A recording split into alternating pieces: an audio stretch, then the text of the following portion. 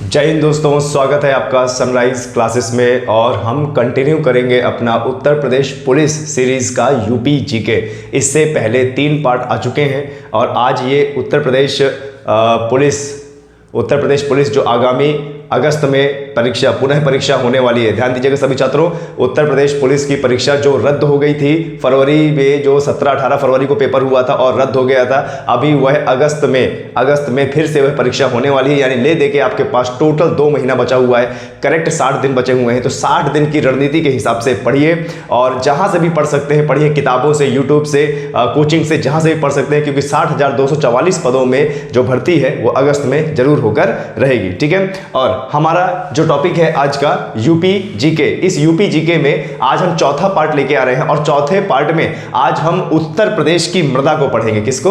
उत्तर प्रदेश की मृदा। यानी हमारा जो उत्तर प्रदेश है क्षेत्रफल की दृष्टि से जिसका चौथा स्थान है राज्यों में, तो हमारे इतने बड़े उत्तर प्रदेश में 9 जलवायु क्षेत्र पाए जाते हैं। और क्योंकि 9 जलवायु क्षेत्र पाए जा रहे हैं तो अलग अलग यहाँ पर मृदा भी पाई जाती है। तो आज का हमारा टॉपिक है उत्तर प्रदेश की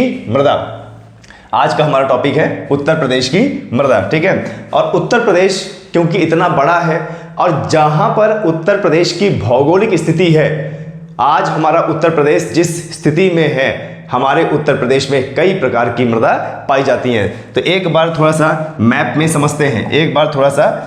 समझते हैं। देखिए, ये हमारा उत्तर प्रदेश है जिसमें टोटल 75 जिले हैं। और अगर अपने उत्तर प्रदेश को मैप की दृष्टि से देखें तो देखिए, यहाँ पर लगा हुआ है क्या? नेपाल।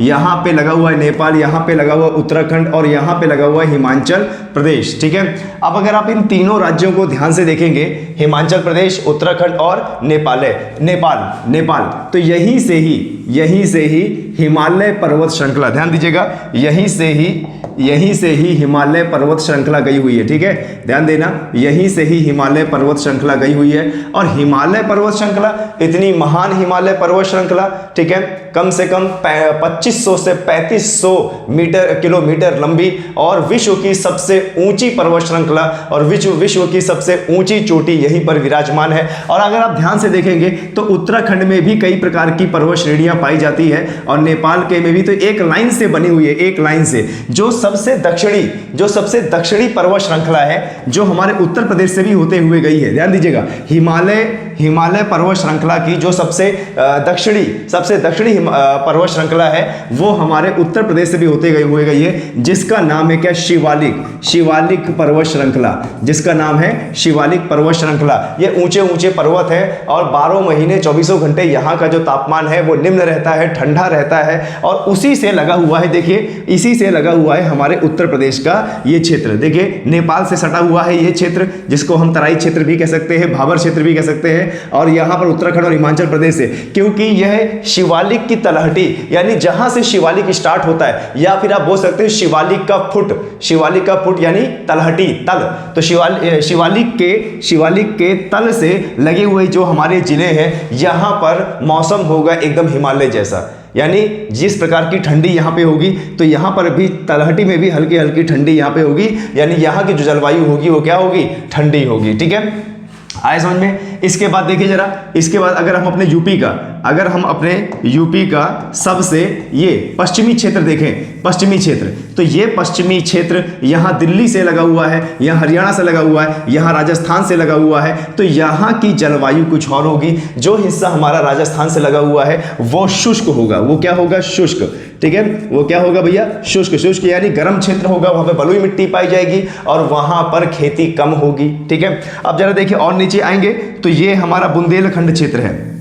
ये हमारा क्या है? बुंदेलखंड क्षेत्र है। और बुंदेलखंड क्षेत्र उत्तर प्रदेश का अगर दक्षिणी हिस्सा देखोगे, जैसे ललितपुर है, झांसी है, महोबा है, चित्रकूट है, बांदा है, प्रयागराज है, तो ये हमारे कैसे क्षेत्र हैं? ये हमारे पठारी क्षेत्र है। पठारी, दक्षिण के पठार से लगे हुए हैं। तो यहाँ की जलवायु अलग होगी और यहाँ की मृदा अलग होगी। यहाँ की जो मृदा है वो कैसी होगी? पथरीली होगी। ठीक है, और यहाँ पे पानी का अभाव होगा और यहाँ पर खेती यानी सूखा बहुत बार पड़ चुका होगा यहाँ पे। ठीक है, और वहीं हम बात करें यहाँ पे मिर्जापुर और सोनभद्र की बात करें, मिर्जापुर और सोनभद्र की बात करें तो ये हिस्सा किसका है? ये विंध्य श्रेणी का हिस्सा है। किसका? ये विंध्य श्रेणी का हिस्सा है, यानी यहाँ की जलवायु विंध्य श्रेणी के हिसाब से होगी, यानी यहाँ पर विंध्याचल वाली मृदा पाई जाती होगी। ठीक है, और यहीं पर हम बिहार से सटे राज्य की बात करें, बिहार से सटे राज्य की बात करें तो बिहार से सटे राज्य पश्चिम बंगाल के ज्यादा नजदीक है, तो यहाँ पर उत्तर प्रदेश के पूर्वी क्षेत्र में हमें सदाबहार हरे भरे वन देखने को मिलेंगे और इसी क्षेत्र में सबसे ज्यादा वर्षा होगी। तो सबसे ज्यादा वर्षा होगी तो यहाँ की जलवायु कुछ और होगी। और फिर अगर हम बात करें अपने उत्तर प्रदेश के मध्य क्षेत्र की तो देखिए उत्तर प्रदेश का ये जो मध्य क्षेत्र है यहाँ पर कई नदियों का आगमन है, एक हिमालय नदियाँ और दक्षिण के पठार से निकलने वाली नदियाँ, इन सब का संगम होता है यूपी में। एक तो हिमालय से निकलने वाली नदी और एक दक्षिण के पठार से निकलने वाली नदी, इन सब का संगम होता है कहाँ पर? ये बीच वाले क्षेत्र में, ये बीच वाले क्षेत्र में, उत्तर प्रदेश के बीच वाले क्षेत्र में। तो यहाँ पर बनता है गंगा और यमुना का मैदानी क्षेत्र, गंगा और यमुना का मैदानी क्षेत्र, और कई नदियों द्वारा यहाँ पर द्वाब क्षेत्र बनता है। ध्यान देना, दो नदियों के बीच का क्षेत्र बोलता है द्वाब क्षेत्र। दो नदियों के बीच का जो क्षेत्र होता है, जो जमीन होता है, दो नदियों के बीच जो जमीन होती है जो सबसे ज्यादा उपजाऊ होती है उसी को बोलते हैं द्वाब क्षेत्र। तो जहां जहां से नदी बहते हुए जाएगी, लंबी लंबी नदी बहते हुए जाएगी, हिमालयी नदी आएंगी, पठारी नदी आएगी, उसको हम बोलेंगे क्या?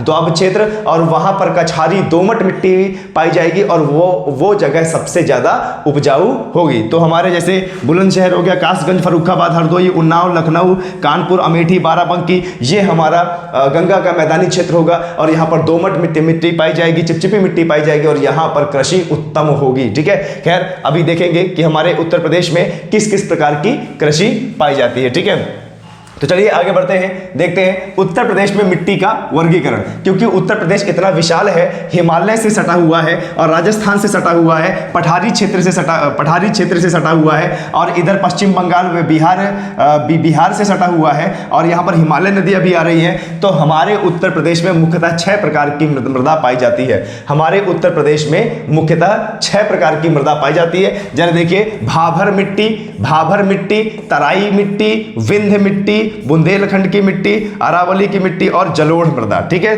ध्यान दीजिएगा। और कौन सी मृदा? जलोढ़ मृदा यानी अवसादी मृदा। ठीक है, फिर से एक बार देखते हैं, हमारे उत्तर प्रदेश में 6 प्रकार की मृदा पाई जाती है। भाभर मृदा, ठीक है, भाभर मृदा जो कहां पाई जाएगी? जो शिवालिक की तलहटी में पाई जाएगी। कहां भैया? शिवालिक की तलहटी में पाई जाएगी। तराई मिट्टी जैसे सहारनपुर, बिजनौर वाले क्षेत्र में। ठीक है, जैसे सहारनपुर है, बिजनौर है, अमरोहा है और मेरठ है, इस क्षेत्र में पाई जाएगी तराई मिट्टी। विंध्या मिट्टी, तो विंध्या मिट्टी कहां पाई जाएगी? जैसे मिर्जापुर है, जैसे मिर्जापुर, सोनभद्र है हमारा। बुंदेलखंड की मिट्टी कहां पाई जाएगी? जैसे हमारा क्या है? झांसी, देखिए झांसी, महोबा, बांदा, चित्रकूट, प्रयागराज, यहां पर पाई जाएगी क्या? अरावली मिट्टी। अरावली, पहली बात तो समझना है, अरावली श्रेणी कहां पे है? अरावली श्रेणी राजस्थान में है। तो हमारे ऐसे जिले जो राजस्थान से सटे हुए, जैसे आगरा और मथुरा, तो यहां पर पाई जाएगी अरावली मिट्टी। जलोढ़ मृदा, जलोढ़ क्या होता है? अवसाद। और अवसाद कौन बहा के लाता है? नदियां। तो सीधी सी बात है, जहां पर बड़ी बड़ी नदियां अवसाद बहा के लेके आएंगी और अवसाद को इर्द गिर्द इकट्ठा करेंगी, वहीं पर पाई जाएगी जलोढ़ मृदा। जैसे आपका कासगंज, फर्रुखाबाद, हरदोई, लखनऊ, उन्नाव, कानपुर और रायबरेली, अमेठी, ये सब। ठीक है, तो कुल मिला के हमारे उत्तर प्रदेश में कितने प्रकार की मृदा पाई जा रही है? 6 प्रकार की। भाभर, तराई, विंध्य, बुंदेलखंड, अरावली और जलोढ़। ठीक है, चलिए इसके बाद आगे बढ़ते हैं। तो ये थी हमारे उत्तर प्रदेश की मिट्टी के प्रकार और देख लेते हैं आगे किस प्रकार की मिट्टी और किस किस मिट्टी की क्या क्या क्लासिफिकेशन होती है। सबसे पहले भाभर क्षेत्र की मिट्टी। चलिए छात्रों, तो ये आपने देखा भी कि हमारे उत्तर प्रदेश के रीजन में 6 प्रकार की मृदा पाई जाती है। भाभर मृदा, तराई मृदा, विंध्य, बुंदेलखंड, अरावली और जलोढ़ मृदा। ठीक है, अब चलिए एक एक करके इनको पढ़ते हैं कि कौन सी मृदा कहाँ पर पाई जाती है। सबसे पहला क्या है हमारा? सबसे पहला है भाभर क्षेत्र की मिट्टी। सबसे पहला क्या है भाई?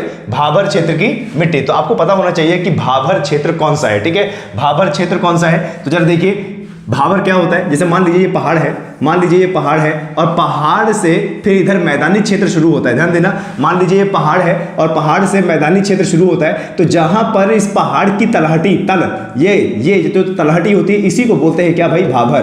ठीक है, ध्यान देना, इसी को बोलते हैं क्या, भाभर। और यहां पर ऊपर से कई सारे पत्थर टूट कर गिरते रहते हैं, लुढ़कते रहते हैं, नतीजा यहां पर कंकड़ पत्थर बहुत ज्यादा पाए जाते हैं और यहां की मृदा में कंकड़ पत्थर बहुत ज्यादा मिले होते हैं, नतीजा यहां की जो मृदा होती है वह कृषि योग्य नहीं होती, ठीक है, और इसी क्षेत्र को भाभर बोलते हैं। अच्छा, जहां पर किसी भी पहाड़ की तलहटी होती है और जहां से मैदानी क्षेत्र शुरू होता है तो तलहटी को भाभर बोलते हैं, लेकिन आगे अगर आप समतल में जाएंगे, आगे अगर समतल में जाएंगे तो 30 से 40 किलोमीटर वाले इलाके को बोला जाता है क्या, तराई क्षेत्र। क्या बोला जाता है भाई, तराई क्षेत्र। यानी तराई हुआ समतल और भाभर हुआ जहां पर किसी भी पहाड़ की क्या है, तलहटी है, ठीक है। तो चलो पढ़ते हैं। यह मिट्टी राज्य के सबसे उत्तरी भाग में शिवालिक की तलहटी में पाई जाती है। तो शिवालिक की तलहटी कहां कहां होगी, ये वाला क्षेत्र, हमारे उत्तर प्रदेश का ये वाला क्षेत्र क्या होगा, शिवालिक की तलहटी होगी। शिवालिक की तलहटी मतलब हिमालय पर्वत श्रृंखला की सबसे दक्षिणी जो पर्वत श्रृंखला जिसका नाम शिवालिक है और जो नए पहाड़ों में से आता है उसकी तलहटी में भाभर क्षेत्र पाया जाएगा।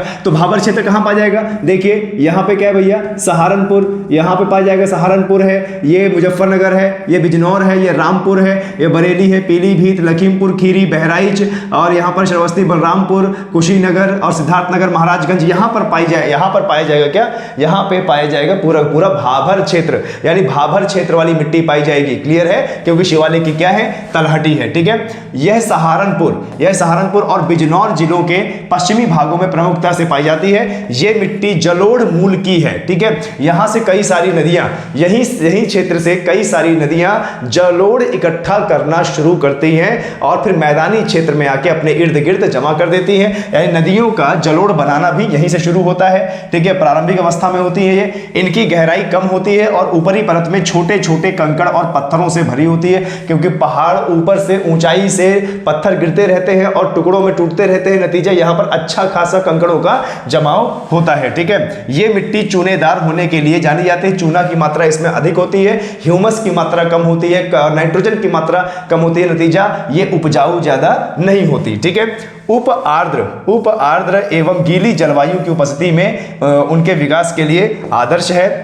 और आपको बात करें, यह मिट्टी कृषि के लिए उपयुक्त नहीं है। यहां पर आप अच्छी फसल के लिए या बेचने लायक फसल के लिए इस पैमाने पर खेती आप यहां पर नहीं कर सकते, ठीक है। चलिए आगे बढ़ते हैं और देखते हैं तराई क्षेत्र की मिट्टी।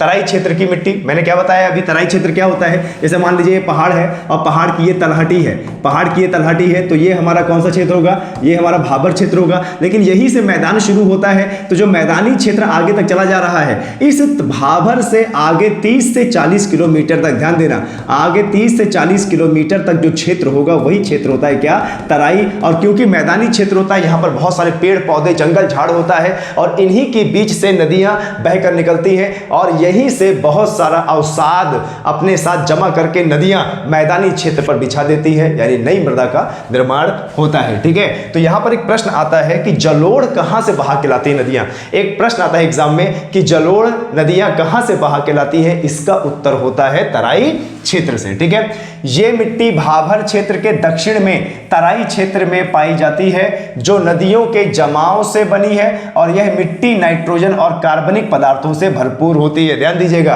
क्या भैया, इसमें नाइट्रोजन की मात्रा और कार्बनिक पदार्थ ज्यादा होता है। भूजल के उच्च स्तर के कारण यह मिट्टी नम रहती है, यहां पर पानी की भी कमी नहीं होती है, पानी भी बराबर यहां पर रहता है क्योंकि नदियां इस क्षेत्र से बहती हैं। भाभर क्षेत्र की मिट्टी में कंकड़ और चट्टान के कण अनुपस्थित, भाभर क्षेत्र के मिट्टी में कंकड़ और अनुपस्थित है, ठीक है। ध्यान दीजिएगा, इस क्षेत्र में भैया भाभर नहीं, यहाँ पे तराई होना चाहिए, ये तराई होना चाहिए। इस तराई क्षेत्र में ध्यान दीजिएगा, इस तराई क्षेत्र में कंकड़ पत्थर नहीं होते हैं। यह भाभर क्षेत्र की मिट्टी की तुलना में महीन कणों से बनी होती है, बहुत छोटे छोटे मिट्टी जैसे कण होते हैं और यह मिट्टी गाद युक्त चिकनी होती है, यानी इस मिट्टी की जल धारण करने की क्षमता ज्यादा होती है, ठीक है। तो सीधी सी बात है, जब इसमें नाइट्रोजन पाया जा रहा है, कार्बनिक पदार्थ भी पाए जा रहे हैं और ये मिट्टी गाद युक्त है, यानी जल धारण करने की क्षमता ज्यादा है, तो सीधी सी बात है यहां पर आप अच्छा खासा खेती कर सकते हैं, ठीक है। दोमट मिट्टी को उत्तर प्रदेश में सितका, ध्यान दीजिएगा, दोमट मिट्टी को उत्तर प्रदेश में सितका, करियाल और ढाका के नाम से जाना जाता है, ठीक है। आपसे एग्जाम में पूछ सकता है कि दोमट मिट्टी को उत्तर प्रदेश में क्या कहा जाता है, तो दोमट मिट्टी को उत्तर प्रदेश में सितका, करियाल और ढाका के नाम से जाना जाता है और यह समग्र रूप से पौष्टिक होती है और विभिन्न प्रकार की फसलों के लिए उपयुक्त होती है। तो जब भी तराई क्षेत्र की बात की जाएगी, देखिए शामली है, मेरठ है, अमरोहा है और संभल है, बदायूं है, बरेली है, शाहजहांपुर, लखीमपुर खीरी, सीतापुर, ये सब के सब क्या है, ये तराई क्षेत्र है। और यहां तक कि यहां गोरखपुर और बलिया भी हमारा तराई क्षेत्र में आता है और यहीं पर अच्छी खासी फसल भी होती है। क्लियर है? चलिए आगे बढ़ते हैं और देखते हैं गंगा का मैदानी क्षेत्र। गंगा का मैदानी क्षेत्र। अब गंगा का मैदानी क्षेत्र की जब हम बात कर रहे हैं तो क्यों कर रहे हैं? क्योंकि हिमालय नदियां, देखिए हिमालय नदियां ये यहां पर आई इलाहाबाद के पास, ये यमुना नदी यहां पे आई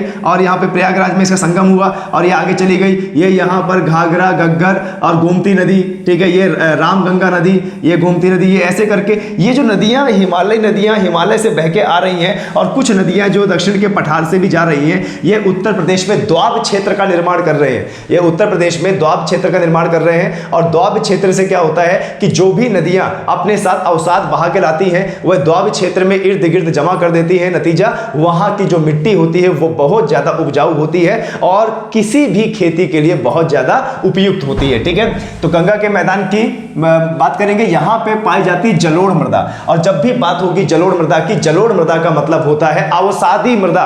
तराई क्षेत्र से नदियां बह के आ रही हैं, जंगल झाड़ से नदियां बह के आ रही हैं, अपने साथ जितना भी जंगलों का कूड़ा करकट और कचरा लेके आ रही है, यही होता है क्या? जलोढ़। यही होता है क्या? जलोढ़। ठीक है, तो गंगा के मैदान में किस प्रकार की पाई जाती है? जलोढ़ मृदा। अब गंगा के मैदान की बात की जाएगी तो देखिए ये जो पीला पीला क्षेत्र है, ध्यान दीजिएगा, ये जितना भी पीला पीला क्षेत्र है इस मैप में अगर आप ध्यान से देखेंगे तो जितना भी उत्तर प्रदेश का जितना भी ये पीला पीला क्षेत्र है यही है गंगा का मैदान और ये बहुत ज्यादा उपजाऊ है और यहां पर जलोढ़ मृदा पाई जाती है। कौन सी मृदा? जलोढ़ मृदा। जलोढ़ मिट्टी उत्तर प्रदेश का सबसे बड़ा मिट्टी समूह है। ठीक है, तो यहां पर हमें एक बात पता चली कि उत्तर प्रदेश में सबसे ज्यादा कौन सी मृदा पाई जाती है? तो जलोढ़ मृदा। उत्तर प्रदेश में सबसे ज्यादा मृदा कौन सी पाई जाती है? जलोढ़ मृदा। भूलना नहीं है, एग्जाम में काफी बार आता है। ठीक है, ये मैदानी क्षेत्रों में पश्चिम से पूर्व तक फैली हुई है। देखिए पश्चिम से पूर्व तक फैली हुई है और उत्तर प्रदेश में जलोढ़ मिट्टी मुख्य रूप से गंगा और उसकी सहायक नदियों द्वारा लाई गई है। बाढ़ की घटना मिट्टी की एक नई परत को जमाव के कारण जलोढ़ मिट्टी के विकास में मदद करती है। आज ये नदी बह रही है, कल को बाढ़ आ गई इसमें और बाढ़ आ गई तो सीधी सी बात है इसके साथ बहुत सारा कचरा आता है और मैदानी क्षेत्र में जमा हो जाता है, यानी मिट्टी की एक नई परत का निर्माण होता है। ठीक है, इनमें पोटाश चूना भरपूर मात्रा में होता है लेकिन नाइट्रोजन, फास्फोरस और ह्यूमस की कमी होती है। ठीक है, ध्यान देना, इसमें पोटाश और चूना तो होता है लेकिन नाइट्रोजन और फास्फोरस की कमी होती है, इसी कारण हमें इसमें खाद डालनी पड़ती है। ठीक है, जलोढ़ मिट्टी विविध मूल सामग्रियों के कारण बहुत उपजाऊ होती है। ठीक है, चलिए बढ़ते हैं आगे। चलिए आगे बढ़ते हैं और देखते हैं कि और कौन से प्रकार की मृदा है। जब भी जलोढ़ मृदा की बात होगी, ध्यान देना, जब भी जलोढ़ मृदा की बात होगी तो ये जलोढ़ मृदा दो प्रकार की होती है, पहला बांगर और दूसरा खादर। ठीक है, ध्यान देना, जलोढ़ मृदा दो प्रकार की होती है। जलोढ़ मृदा दो प्रकार की होती है, एक होता है बांगर और एक होता है खादर। एक क्या होता है? बांगर और एक क्या होता है? खादर। ठीक है, चलिए समझते हैं कि बांगर क्या होता है और खादर क्या होता है। ठीक है, तो देखिए मैं आपके सामने एक आकृति बना रहा हूं और इस आकृति को समझने की कोशिश कीजिए। मान लीजिए कि ये नदी का रास्ता है और देखिए ये ऐसे नदी बह रही है, ध्यान दीजिएगा। मान लीजिए ये नदी बह रही है और ये जो ऊपर का क्षेत्र है, ये क्या है? ये मिट्टी है। ये ऊपर का जो क्षेत्र है ये क्या है भैया? ये मिट्टी है। आपने देखा होगा कि जैसे अभी गर्मी का महीना चल रहा है और गर्मी के महीने में जो नदियां हैं, नदियों का जो बहाव है वो कम हो जाता है। ठीक है, नदियों का बहाव जो है वो कम होता है, लेकिन कहीं पर भी आपने नदी अगर देखा होगा तो नदी का जो स्लोप होता है वो धीरे धीरे बनता है ना। तो देखिए मान लीजिए ये है, यहाँ पर घर बने हुए हैं, यहाँ पे घर बने हुए हैं, लोग अपनी दिनचर्या कर रहे हैं, यहाँ पे पेड़ पौधे बने हुए हैं, फिर धीरे धीरे ढाल आती है और यहाँ कहीं से नदी बह रही है। ठीक है, तो ध्यान देना, जब भी नदी में बाढ़ आती है तो जल स्तर बढ़ जाता है। ठीक है, जब भी नदी में बाढ़ आती है तो जल स्तर बढ़ जाता है। तो नदी आज यहां से बह रही है, हो सकता है कल यहां से बहने लगे, इतना से। ठीक है, और ऊपर से और ऊपर वाले क्षेत्र से नदी बहने लगे। अभी नदी कहां से बह रही थी? यहां से बह रही थी, लेकिन मान लो कि बाढ़ आ जाए, बारिश हो जाए, बाढ़ आ जाए तो नदी यहां से तो बह ही रही थी लेकिन अब इसका क्षेत्रफल और ज्यादा हो गया तो ये और किनारे से यानी और ऊपर चढ़ गई है नदी। ठीक है, और ऊपर चढ़ गई है, उफान में आ गई है। तो ध्यान देना देना, जहां पर बाढ़ वाली नदी का पानी पहुंचता है, जहां जहां तक जब नदी की चौड़ाई बढ़ेगी बाढ़ के कारण, तो जहां जहां नदी का पानी पहुंचेगा, बाढ़ का पानी पहुंचेगा, उसको बोलते हैं क्या? खादर। उसको क्या बोलते हैं? खादर। ठीक है, ध्यान देना, मैंने अभी बताया कि जब भी नदी तराई क्षेत्र से बहते हुए आएगी, बाढ़ के साथ अपने साथ अवसाद लेके आएगी, तो नदी का जो जल ग्रहण क्षमता वो बढ़ेगा और नदी चौड़ी होती जाएगी, और जहां तक नदी का पानी पहुंचेगा वहां वहां की जो मृदा है वो नवीन होती जाएगी, उसके ऊपर की जो परत है वो नई होती जाएगी। क्यों होती जाएगी? क्योंकि नदी जो अपने साथ जलोढ़ लेके आई है वो इर्द गिर्द बिछाते चली जा रही है। यानी नदी पहले जो यहां से बहती थी, आज वो नदी यहां से बह रही है, तो यहां की जो मृदा है वो नवीन हो जाएगी। अब हर साल बाढ़ आएगी तो हर साल ये मिट्टी नवीन होगी, है ना। और बाकी देखिए, ये सिर्फ बाढ़ की बात है, और नदी नॉर्मल दिनों में तो यहीं से बहेगी ना, इतने क्षेत्र से, लेकिन बाढ़ आ गई तो क्षेत्र बढ़ गया। यानी हर साल इस क्षेत्र में पानी आता है, और हर साल अगर इस क्षेत्र में पानी आएगा तो सीधी सी बात है, यहां की मिट्टी को नया अवसाद मिलेगा, और अगर नया अवसाद हर साल मिलेगा तो यह मिट्टी हर साल नई होती जाएगी, और इसी को बोलते हैं क्या? खादर। इसी को क्या बोलते हैं? खादर। ठीक है, और एक चीज, अब एक सिद्धांत और समझिए। जैसे मान लीजिए नदी बह रही है और अच्छा खासा बाढ़ वाला पानी आ चुका है, इतना ज्यादा बाढ़ आ गया, लेकिन बाढ़ आने के बावजूद भी नदी का पानी यहां तक नहीं आ पा रहा है। ठीक है, ये देखिए, ये मिट्टी है ना, और मिट्टी है, यहां पे घर बने हुए हैं, यानी ऊपर तक नहीं जा पा रहा है, यहां तक। ठीक है, यानी जिस क्षेत्र में बाढ़ का पानी नहीं पहुंच पाता, उस मिट्टी को बोलते हैं क्या भैया? बांगड़। क्या बोलते हैं? बांगड़। जहां पर बाढ़ का पानी नहीं पहुंच पाता है, उस मिट्टी को बोलते हैं बांगड़। यानी पहले कभी नदी वहां पर आई होगी, लेकिन अब नदी वहां पर नहीं पहुंच पाती है, नतीजा वहां की जो मिट्टी है वो हर साल नई नहीं हो पाती है, नतीजा वह नदी पुरानी होती जा रही है, इसीलिए इसको बोलते हैं क्या? बांगड़। और बांगड़ को पुराना जलोढ़ भी बोलते हैं। क्या भैया? पुराना जलोढ़ मृदा भी बोलते हैं। ठीक है, पुरानी जलोढ़ मृदा भी बोलते हैं किसको? बांगड़ को। ठीक है, तो ये चीज आपको समझना है, जहां पर बाढ़ का पानी पहुंचता है और वहां की मिट्टी हर साल नई होती है, वो होती है खादर, और जहां पर बाढ़ का पानी नहीं पहुंच पाता है, वो मिट्टी होती है बांगड़। ठीक है, तो चलो देखते हैं। बांगड़ पुराने जलोढ़ जमाव हैं, और ये ऊंचे इलाकों में पाए जाते हैं जहां बाढ़ का पानी नहीं पहुंच पाता। अब यहां पर बाढ़ का पानी नहीं पहुंच पाता तो सीधी सी बात है, यहां की मिट्टी नई उपजाऊ नहीं बन पाती है, और यहां पर अवसाद नहीं आ पाता है, तो यह होती है कम उपजाऊ, बहुत कम उपजाऊ होती है। ठीक है, ध्यान देना, बहुत कम उपजाऊ होती है। ठीक है, मिट्टी का रंग गहरा और खुरदरा होता है, और खादर की तुलना में यह कम उपजाऊ होता है। सीधी सी बात है, कम उपजाऊ होता है। जब पानी पहुंच ही नहीं रहा और अवसाद पहुंच ही नहीं रहा, तो भैया यह कम उपजाऊ तो होगी ही। मिट्टी में ह्यूमस की मात्रा अधिक होती है। ठीक है, और इसमें कंकड़ नामक कैल्शियम युक्त जमाव भी पाया जाता है। तो यह पॉइंट आप नोट कर सकते हैं, एग्जाम में बहुत ज्यादा इंपॉर्टेंट है। आगे खादर की बात करें, जहां पर बाढ़ का पानी पहुंचता है, युवा जलोढ़ मिट्टी खादर निचले इलाकों में विकसित होता है, जो हर साल बाढ़ के पानी में डूबा रहता है और नया मिट्टी बनता है वहां पर। यह मिट्टी ज्यादा उपजाऊ होती है, हर साल इसको जलोढ़ मिल रहा है, हर साल अवसाद मिल रहा है, तो नहीं तो होगी ही भाई, और उपजाऊ भी होगी। रंग में महीन और हल्की होती है, और यह मिट्टी लगभग हर फसल के लिए अच्छी होती है। ठीक है, तो यह ध्यान रखना है, हमारे उत्तर प्रदेश में सबसे ज्यादा जलोढ़ मृदा ही पाई जाती है। ठीक है, चलिए विंध्य क्षेत्र की बात करें। जब भी हम विंध्य क्षेत्र की बात करेंगे, ध्यान देना, मिर्जापुर सोनभद्र इलाका, क्योंकि यहीं पर विस्तार है मध्य प्रदेश की विंध्याचल श्रेणी का, और यहीं पर है कैमूर की पहाड़ी। यहीं पर क्या है? कैमूर की पहाड़ी, और विंध्यवासिनी का मंदिर भी यही मिर्जापुर में है। तो मिर्जापुर, सोनभद्र, गाजीपुर वाले इलाके में अगर मृदा पाई जा रही है तो वो विंध्या श्रेणी की मिट्टी पाई जा रही है। ठीक है, ये मिट्टी राज्य के बघेलखंड, देखो इसी को बघेलखंड बोलते हैं, इसी को सोनभद्र और मिर्जापुर वाला इलाका, इसी को बघेलखंड बोलते हैं, या विंध्याचल पठार क्षेत्र में पाई जाती है, जिसमें मिर्जापुर, सोनभद्र, प्रयागराज और चंदौली जिले के कुछ हिस्से आते हैं। चंदौली जिले, इधर ऊपर चले जाएंगे तो इधर यहाँ पे क्या है भैया? चंदौली जिला है। ठीक है, ये जिले कुछ पाए जाते हैं। ये मिट्टी लाल और पीले रंग की होती है, इसमें आयरन ऑक्साइड की मात्रा ज्यादा होती है। ये मिट्टी आर्कियन ग्रेनाइट चट्टानों के विखंडन से बनी है। ठीक है, किससे भैया? आर्कियन ग्रेनाइट चट्टान, बहुत पुरानी पुरानी जो चट्टान है, जब पृथ्वी का निर्माण हो रहा था उस समय की चट्टानों का अवशेष इसमें पाए जाते हैं। और इनमें लोहा और एल्यूमिनियम प्रचुर मात्रा में होता है, लेकिन चूना, फॉस्फेट, नाइट्रोजन, पोटाश, ह्यूमस की कमी पाई जाती है। ध्यान देना, यहां पर कमी किसकी पाई जा रही है? फॉस्फेट, नाइट्रोजन, पोटाश और ह्यूमस। स्थानीय रूप में इन्हें भोटा कहा जाता है। ठीक है, ध्यान दीजिएगा, विंध्याचल श्रेणी की जो मृदा है, मिर्जापुर सोनभद्र में क्या बोला जाता है? इस मृदा को भोटा के नाम से जाना जाता है। और मिट्टी दाल, तिलहन, बाजरा आदि की खेती के लिए उपयुक्त है। यहां पर कौन सी फसल होती है? दाल होती है, तिलहन होती है, बाजरा होता है। ठीक है, तो ध्यान देना है यहां की मृदा को। ठीक है, आगे बढ़ते हैं। बुंदेलखंड क्षेत्र की मृदा।